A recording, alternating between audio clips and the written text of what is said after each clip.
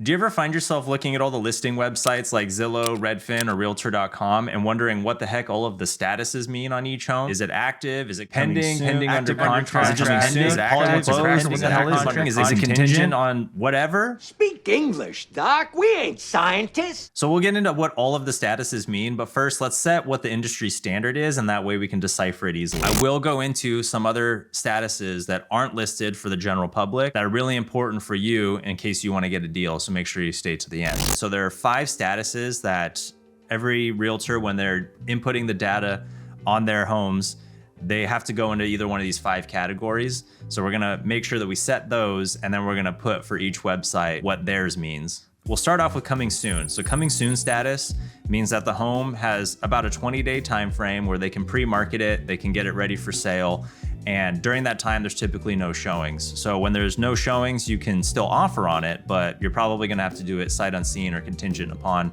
viewing the home. So that's coming soon status. Then after the 20-day time frame, you go into active status. So on active, that's basically when it's ready for sale. You can go to the open houses, you can set appointments to go see it, do all the inquiries, whatever you need to do to make sure that you're comfortable with that home, that that's the one, submit an offer, and then go from there. So once an offer is submitted and it's accepted, that's when you go into active under contract. And active under contract would be, we're at the first phase of the transaction. So we're in escrow now, and we're in the first phase of the transaction. We're going through all the contingencies. You know, does it need an inspection? After the inspection, are we gonna make a request for repairs? After that time period, is there an appraisal? Is there a loan attached to this? So you need to get through all of those contingencies first. And once those are removed, then you go on to the second half of the transaction, which would be pending status. So pending status basically means all of the contingencies are removed, and basically we're just zeroing in on the final paperwork, getting the deed signed, getting ready to line up the funds and make disbursements and everything there. So pending, you're basically towards the end of the transaction and it's gonna close soon. Then you go into closed, and closed means, yeah, the deal is done. You know, the new owner has their keys and that's it. The title has changed, everything. So, you know, we're done with it and moving on. So let's start with Zillow. We'll look at Zillow, and, you know, you come onto the website, they basically just show you everything that's for sale. They don't mess around too much with any other statuses other than coming soon and active. So to check out the statuses, you go to the for sale tab, and they'll have a bunch of categories of what kind of sale it may be, but we're not necessarily concerned with that. So they stick with the coming soon. So we know that's one, so we'll put that in. Then you drop it down, then they go to accepting backup offers, and then they have pending and under contract. So accepting backups, that's active under contract, that'll go into that bucket.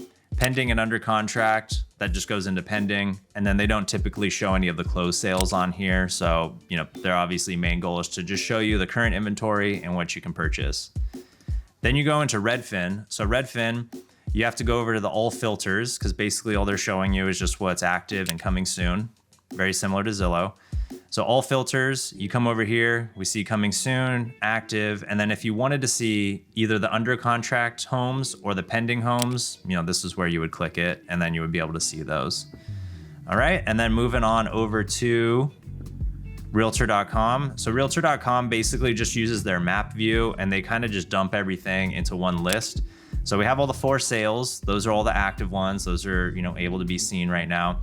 Don't have many coming soons on here that I see, but we do have contingent. So contingent would mean it's that first phase. So that's active under contract right there. And then we move it down a little bit more. I think there's a pending in here somewhere.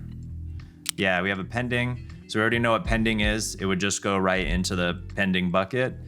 And then I believe you can also look up under listing status, recently sold. So you could check out the closed sales on Realtor.com as well. So that's it. Those are the buckets that those ones go into. I'll give you a little tip here as well. So any of these that are active under contract, if you're a home shopper, definitely still check those ones out. See if your realtor can maybe, you know, talk to the other agent, see how things are going.